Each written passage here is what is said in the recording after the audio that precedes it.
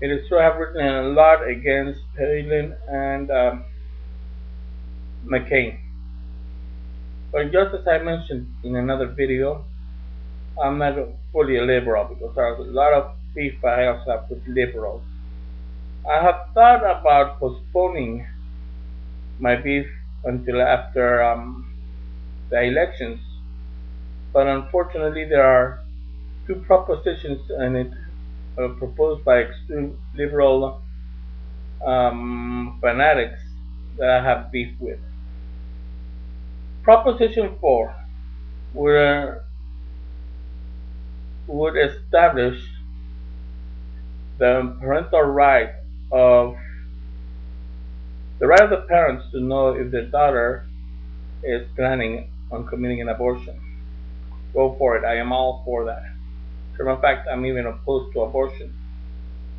However, going along those lines, I find it ridiculous that something much smaller, a much bigger need, such as if my child is in the heart in school and he has an extreme headache, the school will not medicate him unless I fill out a document first. By the time it takes me from here to my work to his school, or any case, can you imagine all that ridiculousness? Yet, the school, up until now, can't take the girl to commit an abortion without the parents to know. That is a double standard. If my daughter is to commit an abortion, I expect to know. Each parent has a right to know what his or her children are doing. That's part of being a parent. And the school refusing to let the parents know when they're going to take the daughter to commit an abortion, that is going behind the father's back. Might as well start teaching them to defy parent instruction. It's ridiculous.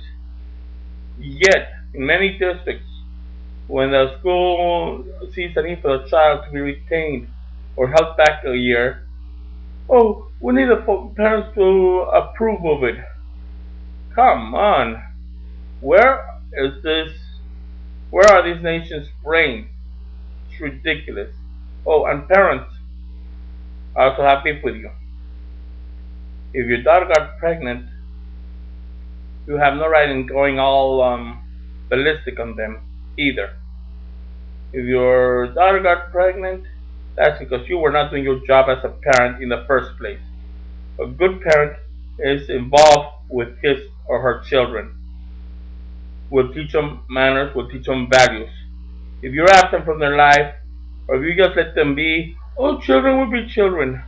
Don't you go off on them when they make a mistake.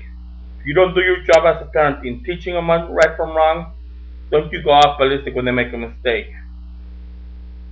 Another beef I have with the liberals, Proposition 8, or the opposing of Proposition 8.